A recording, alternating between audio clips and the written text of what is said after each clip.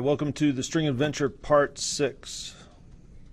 Let's go ahead and start off by going to our Room 2 file, and within the, where are we going to start off? Oh, yep. We want to go into the Get Info on Room 2, and we're going to create a new method here. We're going to call this one the Room 2 Mine Maze. All right, and it won't work right now. If you try to compile it, you'll notice we'll get an error because we haven't made it yet. So we're going to go down here and make the Room 2 Mine Maze. I'm going to go ahead and copy and paste the code in for you so you can get in one large chunk, and it shouldn't be much of an issue. So let's scroll down below the Room 2 Explorer. I'm here on line 68. I'm going to go ahead and paste it in here. Now I'll scroll down for you so you can get everything on one screen, and I need to include one more curly brace. Let's move that indentation over.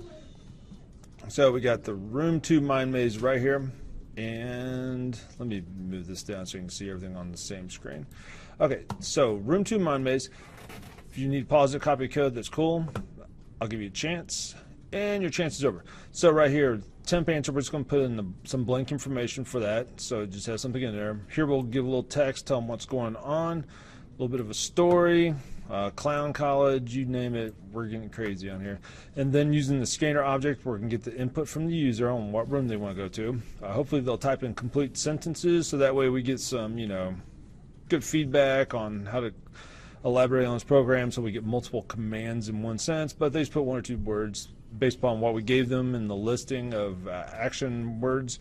It's no big deal. Here we switch them all to lowercase. We talked about that before. Now this one's, you've seen this before. We're going to go through the entire directions array, and we're going to check to see if anything they inputted inside the first request object right here matches up with the index of anything in the directions array. Okay, so we're seeing if anything they entered inside of that request scanner input right here, if it matches anything in our directions array. If it does, we're going to set whatever word it is that they put into their sentence or whatever they wrote. We're going to set that to the temp answer right here, and we're going to break out of it. Okay. One flaw in this is if they typed in multiple commands, the first command that it finds, it's going to put into the temp answer, and it's going to break out of it. Okay. That's no big deal. I'm not too worried about it. I'm mainly just worried that we can get this working as is. Okay. We can always elaborate on these things in the future to make them more complex and robust. But for now, it works, and we're happy with that. So we're going to go ahead and put it in some additional code down here. So we're going to break out of the for loop. Okay, that's what break does. And we're going to go down here to some additional code. Okay, and let me move this back. It should be indented right there. So right here, we're checking to see if the temp answer got the word exit. Okay, so by assigning whatever action word, whoa, what is going on? That's kind of weird. All right, so whatever action word got assigned a temp answer, it's going to replace all the other text that's inside there. And we're just going to see if the word equals exit. Store if it does, list of okay, if that's information. true, we're going to print out this line to them, let them know that they're getting dragged off by the clowns. And then we're going to call the method game over. And once that's called, it's going to pretty much end the program because it'll go through the sequence of closing everything out like you saw before. Okay, if they did not answer exit, okay, we're going to set temp answer equals to up, or excuse me, well, we're not setting it. We're checking to see if they put in up or east. Okay, those are the only two things we're checking for. There's a lot more words we could check for, but these are the two I'm going to check for because we're going to create two additional methods: Room 2 Upstairs Central method, and then the Room 2 East room. So if you compile this, you should have a couple errors here. One, oh, look at that. That's so weird because it gave me two. I don't know if you can see it on the video. Okay, it had two equal signs there. I think my computer's inhabited by gremlins. So make sure you did not make that same mistake that I had some sort of mind trick going on with the computer here. So make sure that's set up. The other errors you should have, let's go ahead and compile it again.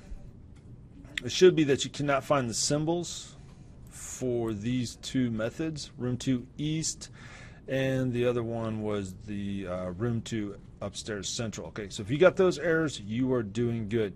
And we're going to go ahead and create those methods right now.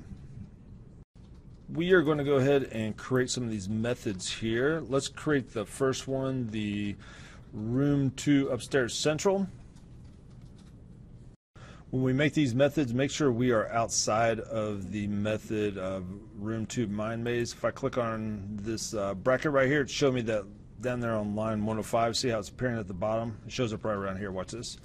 Okay, so line 105 is where the closing bracket is for that particular method. So we'll go below 105, and we're going to paste in, or I will, hold on, I'm going to paste in. You're not going to paste in because you don't have these yet. I'm going to put in the room 2 upstairs central method, and then I'm going to put in the room 2 downstairs method. Okay, so you should have those two. You'll notice right here I didn't put anything inside there. I just say, hey, you called this method, then we call game over. Okay, that's not actually part of the game. What I'm doing is I'm leaving that blank or kind of generic, so you can go down there in the future and add some concepts to that or some programming, just to kind of make it your own little text-based adventure game. Give you a little bit of control over it. We're going to put 2 more methods down here because in the next video we'll go ahead and use these next methods that I'm getting ready to show you. Okay, oh, I did it again. Okay, right here the room 2 put on the disguise method and the room 2 store items. Okay, let me go and scroll so you can see all these. Alright, so room 2 put on the disguise. This method gets called. Again, you can put in whatever kind of code you want. You can link it to other methods, have it do its own thing, have more input from the user, whatever you want to do. Down here on the room 2 store items, this is pretty cool. It's going to pass in a string value. This is going to come from the next video when we pass a string value in here.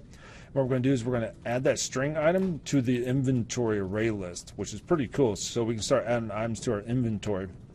And then what I do here is so you can check it as we create it, we just go ahead and tell them what they have in their inventory by using a for each loop, and we just go through the entire array list and print out each of the different string objects that are inside that inventory array list, and then we just put it on the screen so they can see it. That way they kind of know what's going on. I put these dotted lines here so it stands out from the rest of the text, and if you compile it, you'll still have an error because we did not create the room 2 east. And I guess we could do that right now if we wanted to. Let me tab over and void room 2 east room. And uh-oh, I made a mistake. I was putting it inside the other method here. Come on, move up, Brace. There you go. All right. I like JGrass, but sometimes I don't. And then right here, and it's probably all me. It's not okay, so room 2 east, and everything should work. No errors. Okay, so you might want to pause the video, go through, make sure you add all these items in. We're going to go through and we are going to program room 2 east. Oh, and I didn't explain these very well. So these methods, we're going to call these from the other room 2 east that we're getting ready to do, which is this one right here. Okay, put on the disguise. This method will be called whenever we call the user puts in certain action words that came from the which method or which array, excuse me, that comes from right here, like the action words or pickup items and stuff like that. So you'll see it all as we put together. Shouldn't have any errors, and we'll see you in the next video.